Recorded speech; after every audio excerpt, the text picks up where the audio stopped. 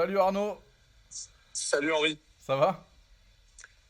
Écoute, ça va, ouais, ouais. Une journée très riche, donc pressé ensuite de retrouver son appart et pouvoir se poser un peu, mais non, non, c'était super. Bon, écoute, on t'a envoyé en tant qu'envoyé spécial en direct de la FabCon 2025. Est-ce que tu peux me réexpliquer et nous réexpliquer ce que c'est la FabCon, s'il te plaît?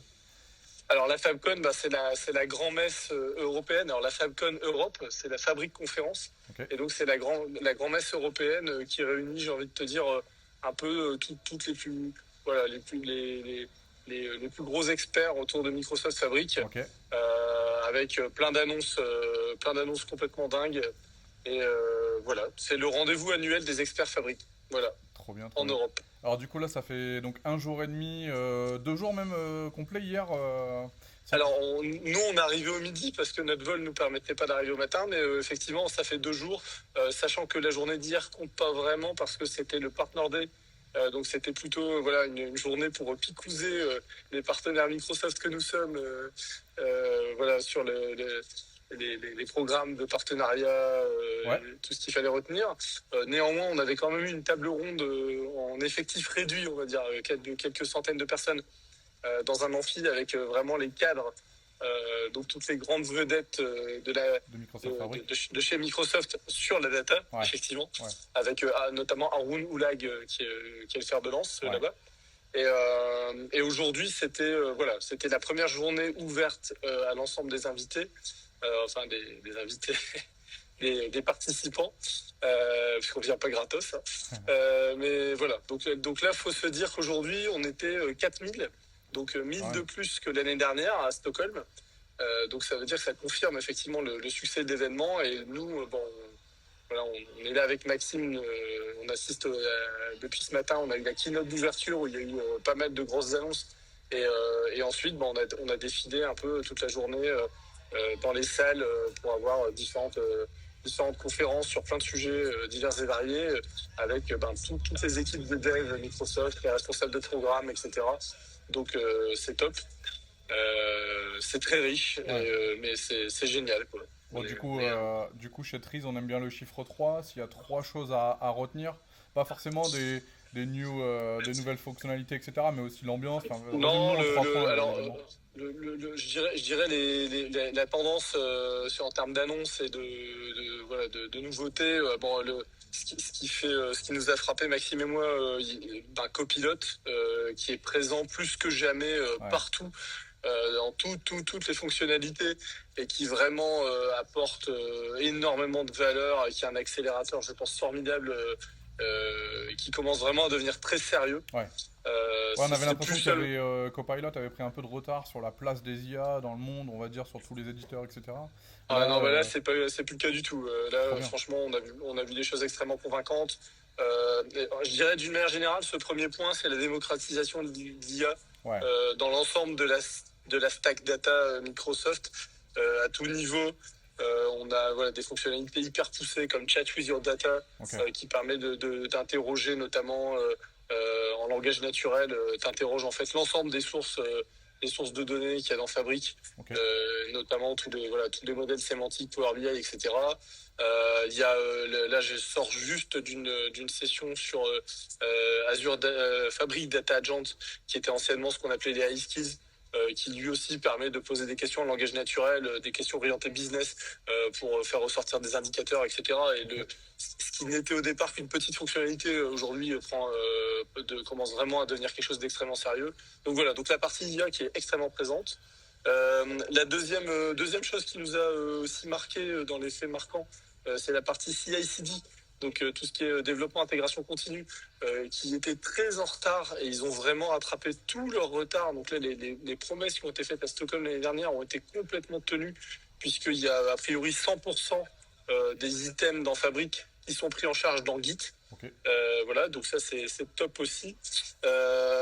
Et ensuite, dans les autres faits marquants, tout ce qui est interconnexion avec des clouders tiers, puisque là, une des grosses annonces qu'il y a eu ce matin, c'est la possibilité de faire du mirroring de données dans Fabric à partir de sources qui sont dans Oracle et dans Google BigQuery. Ok. Donc l'idée, c'est ça, c'est de dire, vous avez vos données dans des Ok. clouders Ouais. tiers, enfin des bases de données tierces, en quelques clics, vous les retrouvez. Ces données sont dupliquées dans Fabric de manière très très simple. Ok. Et donc là, c'est une grosse annonce parce que effectivement, notamment des gens qui ont du Oracle et qui veulent s'en débarrasser, je pense qu'il y en a énormément.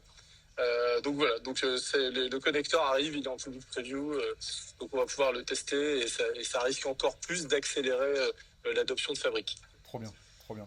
Voilà. Et du coup, Mais il y a eu plein d'autres annonces que je peux pas détailler. C'était même assez flippant parce que on avait presque du mal à prendre des notes ce matin dans la keynote tellement il y en avait. On voulait défiler des slides.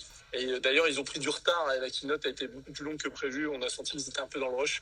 Donc les équipes de développement Fabric chez Microsoft bossent à fond de balle. Plus que jamais. C'est trop bien, et puis je pense que c'est important pour nous aussi qu'on continue d'être au plus proche des nouvelles fonctionnalités, des sorties. En plus avec l'IA, etc. C'est trop bien que vous soyez en direct de là-bas pour faire redescendre ça ou faire remonter ou faire, je sais pas, où situe l'agence de Lille par rapport à Vienne, mais en tout cas revenir ça avec tous ces sujets très très chauds. Ouais. Puis l'idée c'est de faire rayonner ça sur nos équipes et nos clients. Notamment au travers du meet-up qu'on a mis en place. J'allais te poser la question, il paraît qu'il y a un meet-up qui se passe le 25, il paraît. Donc le 25 septembre, justement, tu auras l'occasion avec Maxime de nous faire un petit débrief de ce que vous aurez vu sur la FabCon. C'est ça, on revient avec plein de slides et plein de notes. Et on va essayer de faire un condensé de tout ça et de synthétiser pour pas non plus que ce soit trop indigeste. Ouais. On verra qui on a en face. Mais en tout cas, voilà, on va faire rayonner ça à la fois sur les équipes en interne, sur des gens que ça intéresse au niveau communautaire sur l'île au travers du meet-up. Et puis, il y aura très probablement un séminaire client qui sera organisé là. Forcément. Voilà, avec nos clients et nos prospects préférés, plutôt, je pense, en octobre-novembre. Ouais. Voilà. Ouais.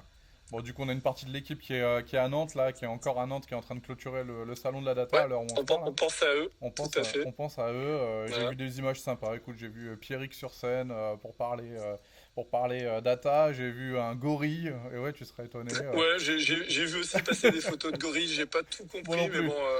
J'ai été un peu absorbé sur d'autres choses, mais je me suis dit bon. J'ai des prios, j'ai quelques priorités, vous m'excuserez. C'est Nantes, ça doit être normal, ils sont pas comme nous. Et donc voilà. Et pour clôturer ce petit appel, bon, ce soir, c'est quoi le programme ? Alors ce soir, je dirais, c'est un peu comme tous les soirs, comme on avait fait l'année dernière avec Zurich. On se rentre à l'appart, on se pose et on débriefe la journée, on met en commun on met en commun un peu, comme on est deux, on se partage les sessions, mais il faut après qu'on mette en commun nos notes et qu'on synthétise tout ça au plus vite tant que c'est frais dans nos têtes. Ouais. Et après il y a on essaie de capter le plus de slides possible, mais c'est pas évident de les récupérer. On sent que les gens les speakers ont pas forcément envie de tout partager. Et puis manger, dormir, parce que demain c'est reparti pour un tour. Vous allez profiter pour manger. Keynote à 8h45 et puis on enchaîne et puis c'est comme ça jusque jeudi soir. Donc on fera pas de tourisme à Vienne avant. Pas le temps. Non, vendredi peut-être, parce que notre avion est au soir et que la conf, la FabCon s'arrête jeudi soir. Donc comme on n'avait pas d'avion jeudi soir, on reste une journée de plus. Donc là, peut-être qu'on se fera un peu plaisir, mais pour l'instant, non. C'est du sérieux. Et pour tout te dire, il y a une fête organisée chaque année qui est payante, mais nous, on n'y assiste pas. Ouais. On n'y est pas. Nous, on est sérieux. On est fatigué surtout. On est fatigué, sérieux. C'est un sujet. Ouais, je comprends. Trop bien. Bon, écoute, on peut retrouver. De toute façon, tu nous fais un petit récap là tous les jours sur ton profil LinkedIn et aussi forcément sur la page prise où on se situe. Donc, hâte de voir cette belle synthèse et puis du coup, reposez-vous bien. Merci. Et puis, merci pour ton appel. Allez. Donc, passe mon bonjour à Nantes. Allez, ça marche. Allez, bisous. Salut Arnaud. Ciao. À bientôt. Salut Henri. Ciao. Ciao.